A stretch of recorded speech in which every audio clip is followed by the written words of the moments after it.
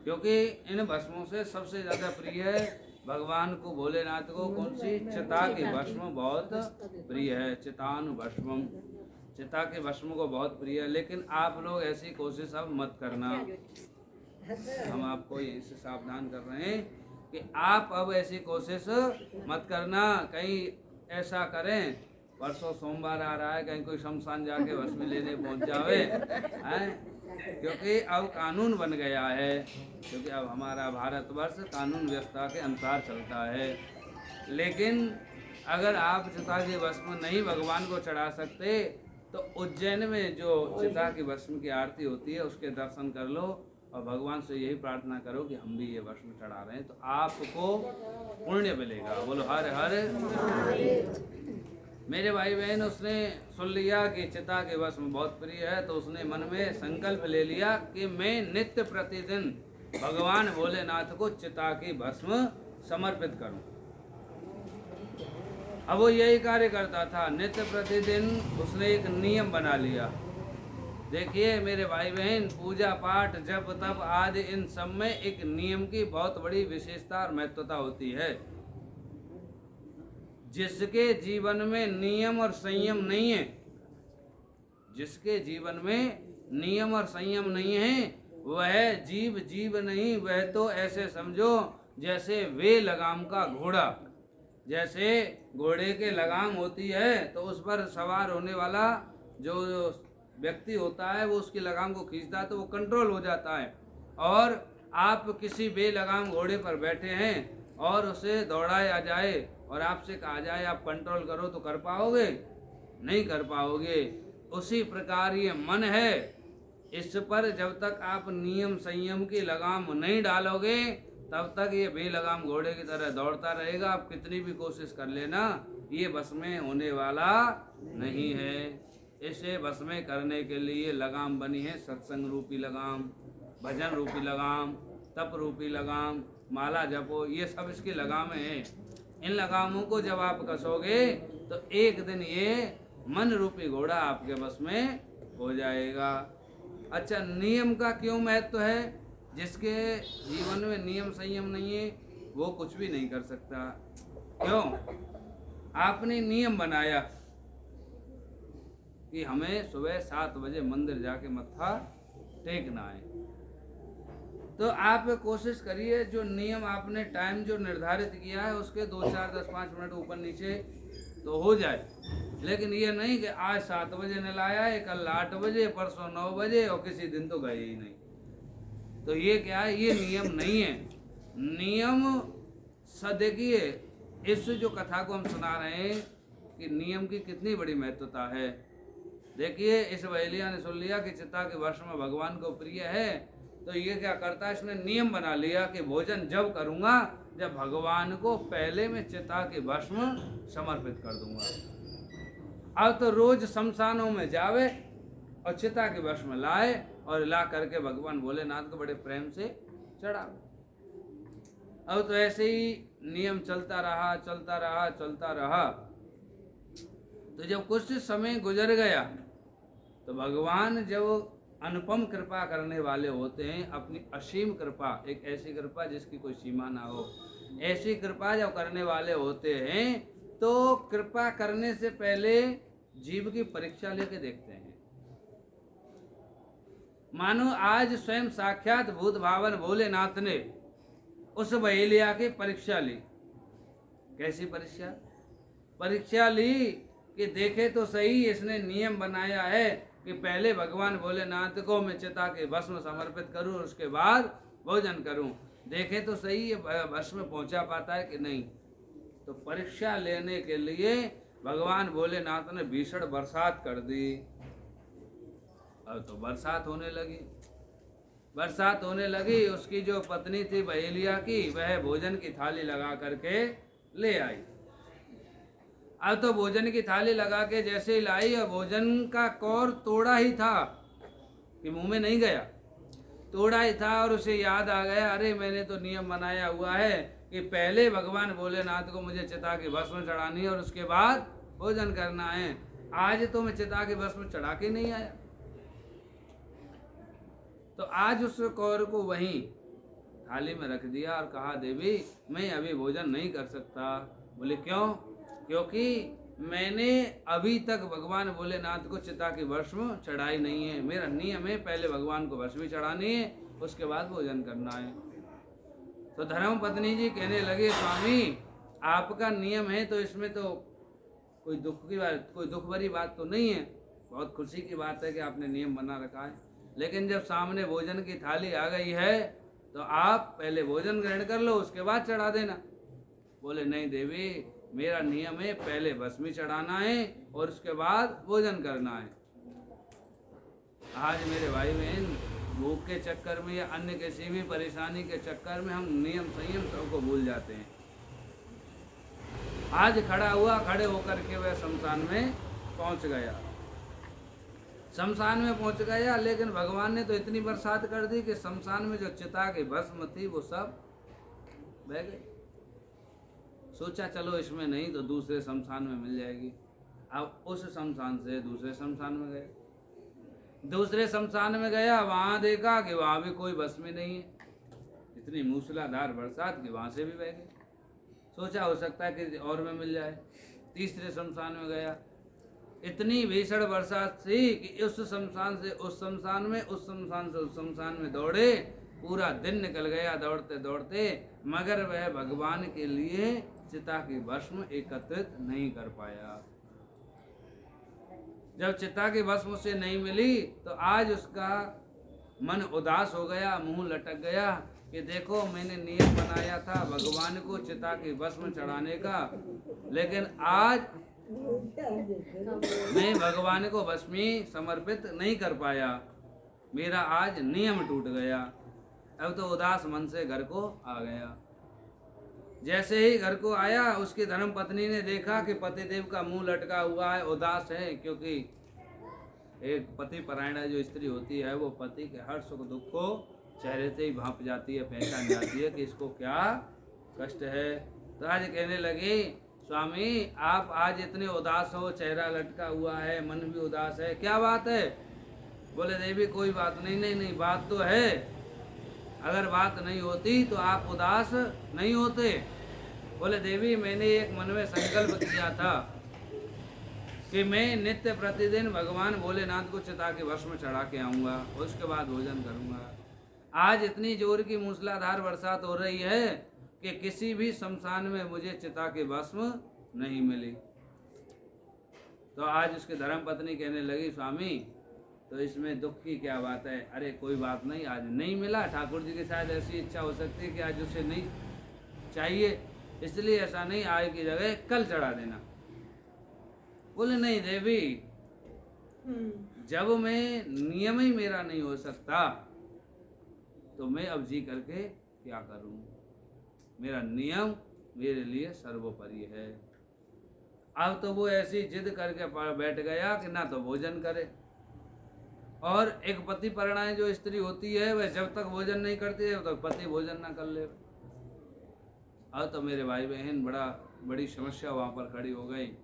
उसके धर्म पत्नी कहने लगी बहेलिया की स्वामी कोई बात नहीं है, जिद छोड़ दो, कल आप ज़्यादा चढ़ा देना। बोले नहीं देवी जब तक मैं भगवान भोलेनाथ को चिता की भस्म नहीं चढ़ा दूंगा तब तक भोजन नहीं करूंगा। मेरे भाई बहन जब ऐसा संकल्प उसने अपने पति का देखा तो आज उसकी धर्म पत्नी कहने लगी स्वामी अगर आपका नियम पूरा हो जाए तो। अब तो बड़ा प्रसन्न होकर बोला ये तो बहुत अच्छी बात है कि नियम पूरा हो जाए, नियम के पीछे ही तो सारी व्यवस्था गड़बड़ है। बोले तो ऐसा करो कि अपनी जो ये कुटिया है ना, घास-फूस की जो कुटिया बनी हुई है, इसमें जितना भी सामान है इसे बाहर निकालो, और बाहर निकाल के मैं इसके अंदर बैठ जाऊं, और मैं जब इसके अंदर बैठ जाऊं तो तुम आग लगा देना। इस प्रकार तुमको चिता की भस्म मिल जाएगी। और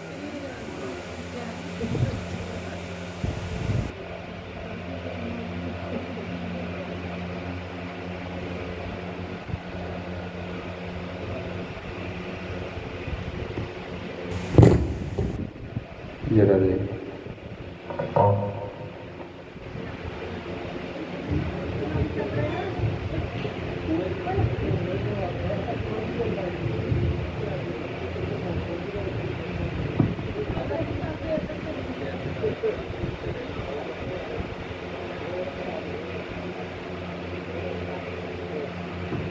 बोलो हर हर, जोर से बोलेंगे हर हर।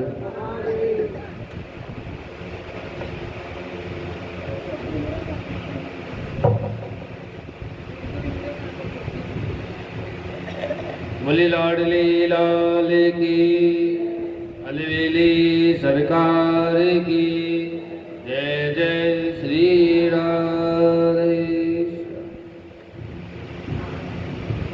अब तो उसकी बहेलिया की पत्नी ने कहा, स्वामी मैं इसके अंदर बैठ जाती हूँ, आप आग लगा देना, और जब ये जल करके भस्म हो जाए आपको भस्मी मिल जाएगी, आप इस भस्मी को भगवान भोलेनाथ को समर्पित कर देगा।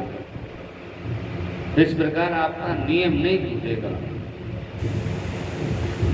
आज मेरे भाई बहन, उसको इस बात का भान नहीं रहा कि मेरी पत्नी कह क्या रही है। उसे तो ये था कि मेरा नियम पूरा होना चाहिए, चाहे जैसे भी हो। उसने आनंद फानंद सामान निकाला, उसमें उसकी पत्नी बैठ गई और उस झोंपड़ी को आग लगा दी। आग लगा दी, आग लगा करके जब वो भस्मी के रूप में परिवर्तित हो गई, सभी जल के नष्ट हो गई पूरी झोपड़ी, तो उसने भस्मी को उठाया और भस्मी को उठा करके भगवान भोलेनाथ के शिवालय में ले गया और बड़े प्रेम से आज भगवान भोलेनाथ को भस्मी को समर्पित किया। बोलो हर हर। और भस्मी समर्पित करने के बाद बड़े प्रेम से भगवान भोलेनाथ का कीर्तन करने लगा। नमः शिवाय, ओम नमः शिवाय, हरे हरे बोले नमः शिवाय, नमः शिवाय, ओम नमः शिवाय, हर हर भोले नमः शिवाय। नमः शिवाय, ओम नमः शिवाय, हरे हरे बोले नमः शिवाय, नमः शिवाय, ओम नमः शिवाय, हर हर भोले नमः शिवाय। जटाधराय शिव जटाधराय, हरे हरे बोले नमः शिवाय। धराय शिव जटाधराय, हर हर भोले नमः शिवाय। जटाधराय शिव जटाधराय, हरे हरे बोले नमः शिवाय। जटाधराय शिव जटाधराय, हर हर भोले नमः शिवाय। ओम नमः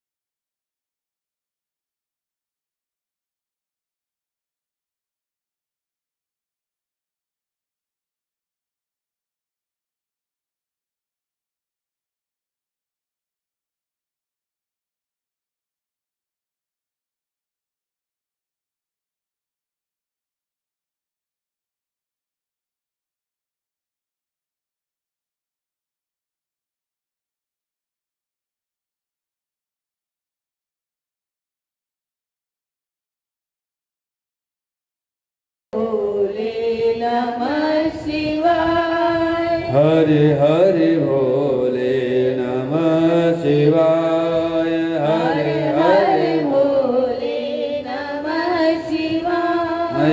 हरे हरे भोले नमः शिवाय। बोलिए उमापति महादेव की नमः। पार्वती पते हर हर महादेव। आज ऐसे कीर्तन किया उसने बस में चढ़ा करके, दोनों नेत्र बंद करके जब कीर्तन किया तन में होकर के,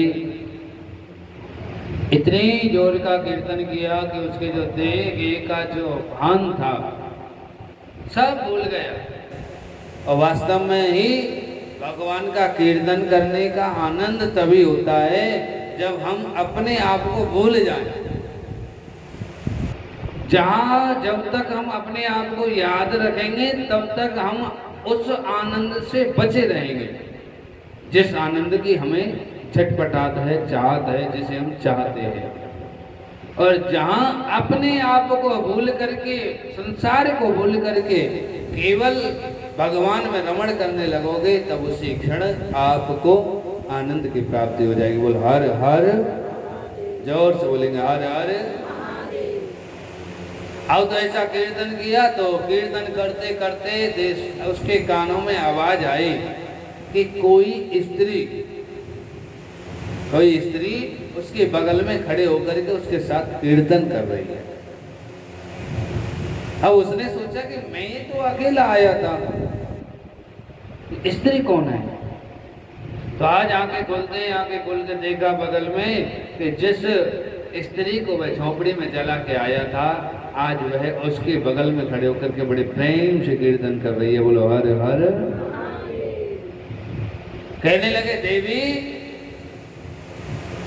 मैं तो तुझे झोपड़ी में जला के आया था, तू यहाँ कैसे आ गई? बोले स्वामी, कहते हैं मरने वाला है भगवान, बचाने वाला है भगवान। देखिए, ऐसा कहते हैं हमारे शास्त्र कि जब तक आपकी मृत्यु नहीं आई तब तक कोई आपको मार नहीं सकता, और जब आपकी मौत आ जाएगी तो दुनिया में ऐसा कोई प्राणी बना नहीं जो आपको बचा ले। कहा मारने वाले से ज्यादा बचाने वाले के हाथ होते हैं। आपने तो झोपड़ी में बिठाया, आग लगा दी, आप तो आग लगा के अलग हो गए, लेकिन जिसके लिए तुमने आग लगाई वही डमरूधारी मुझे वहां बचाने के लिए पहुंच गया और मुझे वहां से निकाल लाया। बोलो हर हर। अब तो जो ऐसी भक्ति की पराकाष्ठा को भगवान भोलेनाथ ने देखा, उसी पिंडी के अंदर से स्वयं साक्षात भगवान भोलेनाथ प्रकट हो गए, और प्रकट हो गए कहने लगे, मांग वश्य, तू क्या मांगना चाहता है? तेरी भक्ति से प्रसन्न हो। भक्त तो मैंने बहुत देखे, आज कल भी भक्त तो बहुत हैं, भक्तों की आज के समय में कमी नहीं है, लेकिन मेरे भाई बहन दिखावे वाले भक्त तो बहुत हैं, लेकिन सच्चा हृदय से प्यार करने वाला कोई कोई बिरला मिलता है। बोलो हर हर। मैंने देखा है भक्तों को, कोई तन से, कोई मन से, कोई धन से। धन से तो सब कोई सेवा कर देता है, लेकिन तन और मन से जब सेवा की बारी आती है ठाकुर जी की, तो कहते हैं महाराज हमसे नीचे तो बैठा ही नहीं जाता है। महाराज जी पूजा में कैसे बैठे? बोलो हर हर। मेरे भाई बहन, आज भगवान भोलेनाथ कहने लगे, तेरे जैसा भक्त नहीं देखा कि तूने नियम के खातिर अपनी पत्नी को भी जला दिया। नियम सब करते हैं, लेकिन ऐसा नियम कोई नहीं करता है कि नियम के खातिर अपनी पत्नी को भी जला दिया। तेरे जैसा भक्त इस दुनिया में कौन होगा? मांग, तुझे क्या चाहिए? आज हाथ जोड़ करके बैठ लिया, भगवान के चरणों में बैठ गया, कहने लगा, प्रभु मैं नहीं जानता कि मेरा भला किसमें होगा, मेरा भला किसमें होगा।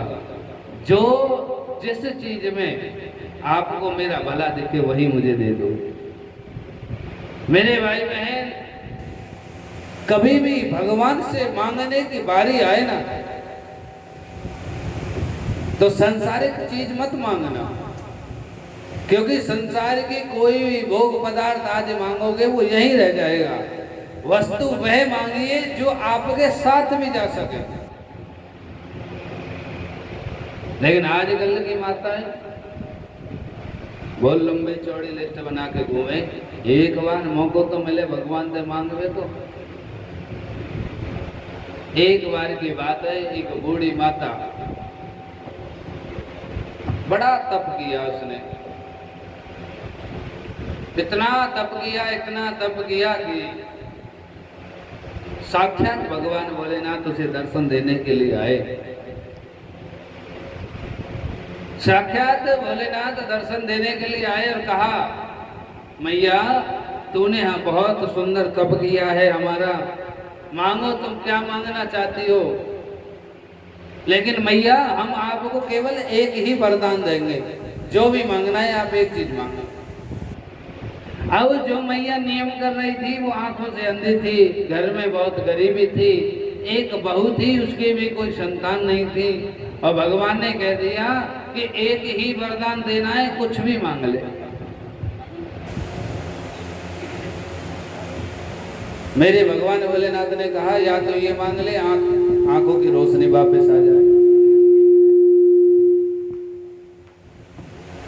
या धन दौलत मांग ले जिससे गरीबी दूर हो जाए, या जो पुत्र वधू पर संतान नहीं है उसके लिए पुत्र मांग। एक ही वरदान मिलेगा, कुछ भी मांग ले मैया। तो मैया भी आजकल की सी थी, बिल्कुल कलयुगी मैया ही। उसने कहा ठीक है प्रभु, आपकी ऐसी इच्छा है, एक वरदान देना है तो एक ही सही।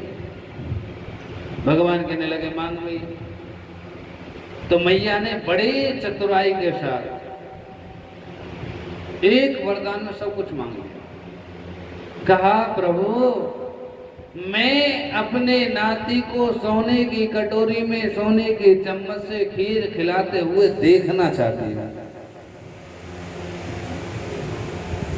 क्या मांगा? मैं अपने नाती को यानी बेटे को सोने की कटोरी में सोने की चम्मच से खीर खिलाते हुए देखना चाहते। भगवान भोलेनाथ ठहाका मार के खूब हंसे, मैया भक्त तो मैंने बहुत देखे, लेकिन तेरे जैसा चतुर भक्त मैंने नहीं देखा। मैंने तो कहा था कि मैं एक वरदान दूंगा, लेकिन तूने तो एक वरदान में सारे वरदान मांग लिए हैं। पुत्र वधू के कोई संतान नहीं है, उसके लिए संतान मांग ले, और सोने की कटोरी चम्मच मांग ली। अब भैया सोने की कटोरी चम्मच में तो वही खिलाएगा जिसके यहाँ धन होगा, गरीब तो नहीं खिला पाएगा। और फिर ऊपर से कहा है कि मैं देखना चाहती हूँ, यानी अंधी है तो वो रोशनी भी मांग ली। भैया बड़ी चतुर है। सो आजकल की कुछ माताओं भी लिस्ट बना के ऐसे डोले कि कभी भी भगवान से मौका मिले तो हम भी दो चार बातें मांग लें। बोलो हर हर। कभी भी मौका मिले तो भगवान से यही मांगना, प्रभु हमको इस संसार में अब दोबारा मत भेजना,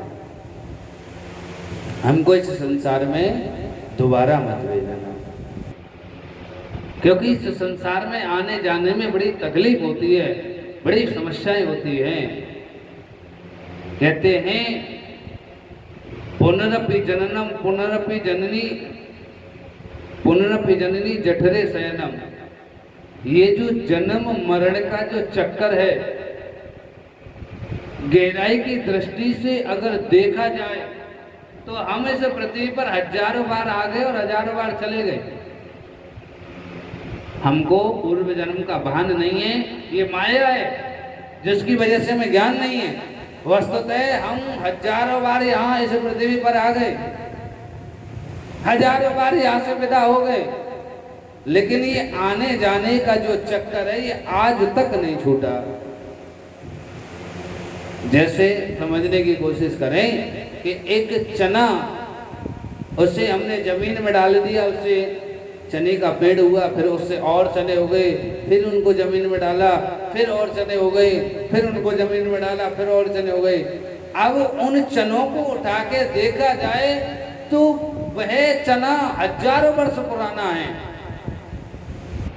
वो तो एक कृत्रिम क्रिया के द्वारा नया होता जा रहा है। वस्तुतः देखा जाए तो वो हजारों वर्ष पुराना है। अब उसी चने को उठा करके आप ओखली में कूट दीजिए, और कूटने के बाद आप उसे फिर जमीन में डालिए, जमीन के अंदर डालिए। क्या उससे चने का पेड़ होगा? क्या चना निकलेगा? नहीं निकल सकता। उसी प्रकार मेरे भाई बहन ये हमारा जीवन है। हम अनेकों बार इस दुनिया में आए, अनेकों बार रिश्ते निभाए और रिश्ते निभा करके अनेकों बार यहाँ से चले गए, मगर अभी तक ये आने जाने का जो चक्कर है, ये जो ट्रैवलिंग बार बार करनी पड़ रही है, ये नहीं छूटेगी। ये कब छूटेगी? जब हम इतना भजन कर जाएं। भजन कैसा? कि मरने के बाद हमें दोबारा आना ना पड़े। कहते हैं कबीरा जब हम पैदा हुए, जग हंसा हम रोए। बालक होता है तो सभी खुशी मनाते हैं, चलो भैया अरे भैया आज तो हमें पुत्र रत्न की प्राप्ति हुई है। लेकिन उस समय बालक रोता है, जीव रोता है जो जन्म लेता है। क्यों रोता है? कभी गौर किया है आपने? आजकल अगर ना रोवे तो डॉक्टर रोवा में।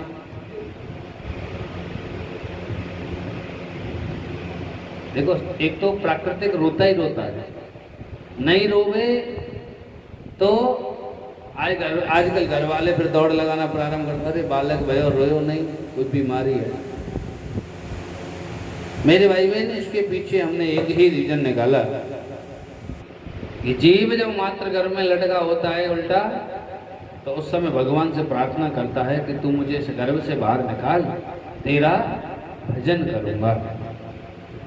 लेकिन भूमि परतवा ढावर पानी जन जीवई माया लिपदानी, जैसे ही वह मात्र गर्भ से बाहर आया कि विष्णु की जो वैष्णवी माया है, उस वैष्णवी माया का उस पर असर हो जाता है, उसे पकड़ लेती है। तो वह मात्र गर्भ से बाहर आने के बाद रोता है कि मैं कहाँ था और कहाँ आ गया। और आने के बाद फिर वो जो मात्र गर्भ में जो संकल्प करके आया था उसे भूल जाता है। फिर तो यह बुद्धि धीमे धीमे इतनी मलिन होती चली जाती है कि फिर हमें ये भी ध्यान नहीं रहता, ये भी भान नहीं रहता कि ये जो मनुष्य देह मिली है ये किसके लिए मिली है। ये खाने पीने सोने जागने खेलने कूदने या विषय भोग आदि के लिए नहीं मिली है। ये जीवन हमें मिला है कि इस देह के माध्यम से हम भजन करें, क्योंकि जो 84 योनियां हैं उन 84 में भटकने के बाद जो अंतिम योनि मिलती है, जो अंतिम देह मिलती है, ये मनुष्य देह मिलती है। इन सब में भटकने के बाद भगवान मनुष्य देह दे करके ये अवसर देते हैं कि ले भाई अब तुझे मैं मनुष्य दे दे रहा हूं, इसके माध्यम से तू मुझे प्राप्त कर ले।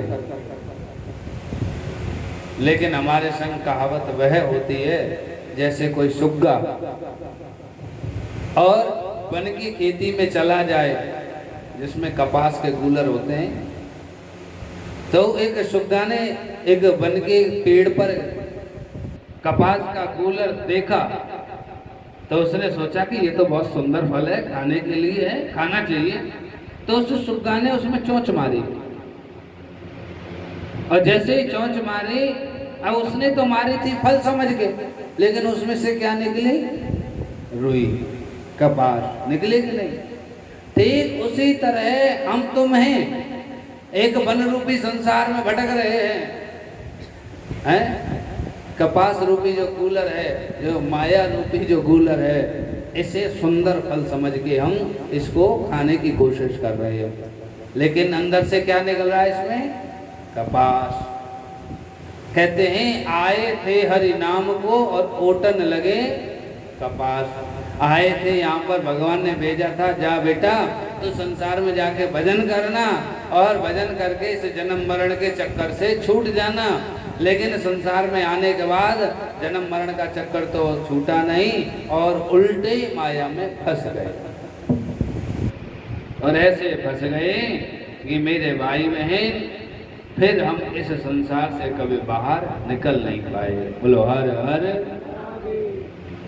बाहर कब निकलोगे? जब धीमे धीमे भजन करने का अभ्यास आप डाल लोगे। धीमे धीमे डालोगे, एक ना एक दिन। कल एक माताएं हीरा महल से यहाँ कथा सुनने के लिए आई थी, तो वो कह रही थी, महाराज जी मेरा मन तो बहुत होता है भजन करने का, भजन करूं, सत्संग में जाऊं, मंदिर में जाऊं, लेकिन जाया नहीं जाता। अक्सर कर लोगों के सामने ये समस्या होती है कि मन तो करता है कि सत्संग हो रहा है थोड़ा सुनावे, या सुबह शाम मंदिर में आरती होती है वहां मत्था टेकावे, मन तो होता है, लेकिन कभी कभी मन होने के बावजूद भी हम जा नहीं पाते। क्यों? क्योंकि हमारा जो देहाभिमान है, जो मन में मद आ गया है, मद का मतलब है अभिमान, जो मन में मद आ गया है, अरे ठाकुर जी ने सब कुछ दिया है, तुझे किस चीज की जरूरत है? भले ही आपको सब कुछ दिया है, लेकिन जो भी दिया है संसारिक यात्रा पूरी करने के लिए दिया है। उस संसारिक यात्रा से आगे भी एक यात्रा है जो आपको करनी होती है। बोलो हर हर। जोर से बोलेंगे हर हर। तो हमने कहा था माता जी आप देहाभिमानी को छोड़ करके और धीमे धीमे आप मंदिर जाना, सत्संग जाना अथवा माला लेकर के जपना प्रारंभ करें। बोले महाराज जी मेरा मन नहीं लगता है। तो मेरे भाई बहन, मन किसी का नहीं चाहता है कि वो माला लेकर के बैठे। कोई नहीं चाहता, किसी का मन नहीं चाहता है। किसी का मन नहीं चाहता है कि वो सत्संग जाके सत्संग सुन के आवे। किसी का मन नहीं चाहता है कि वो मंदिर जाके मत्था टेक के आवे। ये मन नहीं चाहेगा तुम धर्म करो, लेकिन मन को तुम्हें समझाना पड़ेगा, मन को मनाना पड़ेगा और धीमे धीमे सत्संग के माध्यम से मन को भक्ति में मोड़ना पड़ेगा। बोलो हर हर। जोर से बोलेंगे हर हर। कहते हैं तेरा पल पल बीता जाए, मुख से जप ले नमः शिवाय। तेरा पल पल बीता जाए, मुख से जप ले नमः शिवाय। तेरा पल पल बीता जाए, मुख से जप ले नमः शिवाय। तेरा पल पल बीता जाए, मुख से जप ले नमः शिवाय। ओम नमः शिवाय, ओम नमः शिवाय, ओम नमः शिवाय, ओम नमः शिवाय। ये दुनिया पंछी का मेला, ये दुनिया पंछी का मेला, समझो उड़ जाना है अकेला, समझो उड़ जाना। तेरा पिंजरा पड़ा रह जाए, तेरा पिंजरा पड़ा रह जाए, मुख से जप ले नमः शिवाय। तेरा पिंजरा पड़ा रह जाए, मुख से जप ले नमः शिवाय। ओम नमः शिवाय, ओम नमः शिवाय, ओम नमः शिवाय, ओम नमः शिवाय। अरे मुसाफिरी जब पूरी होगी, मुसाफिरी जब पूरी होगी, चलने की मजबूरी होगी, चलने की मजबूरी होगी। हाँ चलने की मजबूरी होगी, चलने की मजबूरी हो। तेरे साथ में कछु न जाए, तेरे साथ में कछु न जाए, मुख से जप ले नमः शिवाय, तेरा पल पल बीता जाए, मुख से जप ले नमः शिवाय, तेरा पल पल बीता जाए, मुख से जप ले नमः शिवाय, तेरा पल पल बीता जाए, मुख से जप ले नमः शिवाय। हाँ शिव पूजन में मस्त किए जा, शिव पूजन में मस्त किए जा, भक्ति सुधा रस पान पिए जा, भक्ति सुधा रस पान पिए जा, भक्ति सुधा रस पान किए जा, भक्ति सुधा रस पान किए जा। तेरा अवसर खाल न जाए, तेरा अवसर खाल न जाए, मुख से जप ले नमः शिवाय, तेरा पल पल बीता जाए, मुख से जप ले नमः शिवाय, तेरा पल पल बीता जाए, मुख से जप ले नमः शिवाय, तेरा पल पल बीता जाए, मुख से जप ले नमः शिवाय।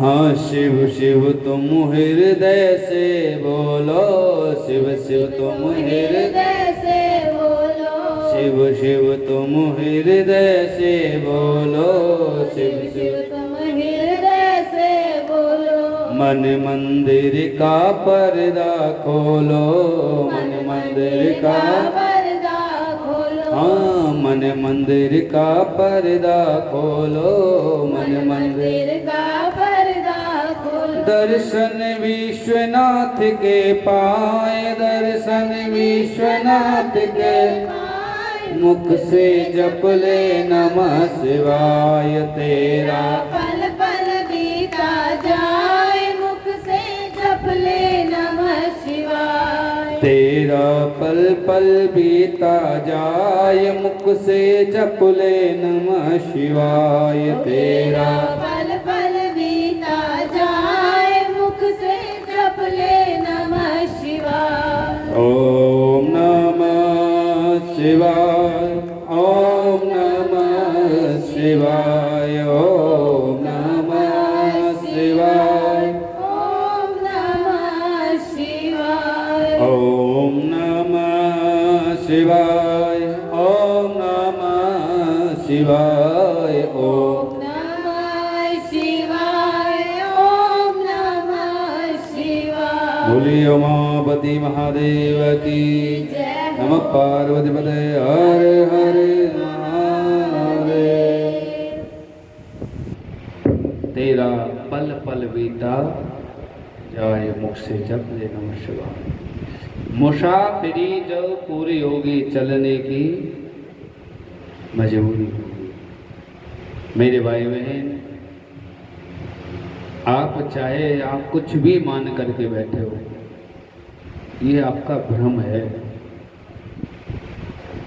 आप कहीं नाते रिश्तेदारी में अथवा कहीं घूमने जाएं तो आप कितने दिन रुक सकते हो? आप कहीं अटैची लगा के घूमने के लिए जाएं अथवा किसी रिश्तेदारी में जाएं तो कितने दिन रुक सकते हो? 1 दिन 2 दिन, लास्ट 10 दिन, हफ्ते 2 हफ्ते, 1 महीना लगा दें। इससे ज़्यादा कोई नहीं रुक सकता है, क्योंकि बच्चों की पढ़ाई देखनी, ये देखनी, वो देखनी, मम्मी पापा को फोन आता है, अभी समय नहीं है। होता है कि नहीं होता है? तो आप जैसे कहीं तीर्थ में गए अथवा कहीं किसी से मिलने के लिए गए तो 1-2 रात मुश्किल से रुकते हैं। रुकने के बाद तुरंत कहाँ के लिए दौड़ते हैं आप? कहाँ के लिए?